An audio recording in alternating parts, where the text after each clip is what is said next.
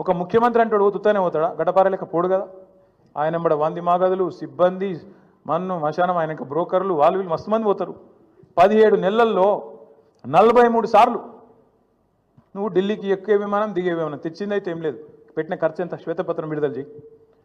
17 నెలల్లో నీ మంత్రులు నల్గొండకు పోయితే గిరికెళ్ళి 100 కిలోమీటర్లు పోయితే కూడా షేర్ ఆటో వాడినట్టు వాడుతారు హెలికాప్టర్లు. చూస్తలేరా మీరు కొట్టుకుంటారు. ఇంకా భువనగిరి పోతాను ఎమ్మెల్యేల బర్త్డేలకు హెలికాప్టర్లో పోతాను. వీళ్ళట చాలా పద్ధతిగా నడుపుతున్నారట. షేర్ ఆటో కంటే అధ్వానంగా వాడుతారు వాస్తవంగా అయితే. హెలికాప్టర్ ఉంటే తప్ప హైదరాబాద్ దాటిపోమంటుండే ఒక్కొక్క మంత్రి. ఈ ఎకానమీ క్లాస్ అంటాడు ముఖ్యమంత్రి. నువ్వు ఎక్కే విమానం దిగే విమానం మేము చూస్తలేమా? అరే ప్రైవేట్ ఫ్లైట్లు జల్సాలు 7 విదేశీ యాత్రలు మీ మంత్రుల హెలికాప్టర్ ట్రిప్పులు విడుదల చేయి. శ్వేతపత్రం విడుదల చేయి.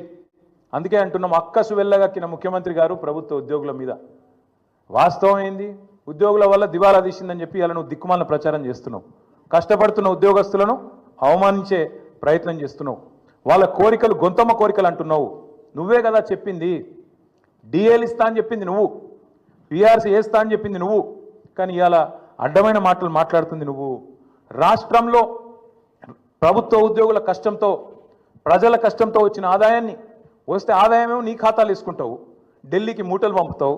కానీ ఉద్యోగులను మాత్రం ప్రజల దృష్టిలో చులకన చేసే ప్రయత్నం ఏదైతే చేస్తున్నావో చాలా చాలా దారుణం. ఇది ఉద్యోగ సంఘాలు కూడా ఈ దుర్మార్గపు ముఖ్యమంత్రి యొక్క ఆలోచన విధానాన్ని అర్థం చేసుకోవాలని చెప్పి కూడా నేను కోరుతా ఉన్నా.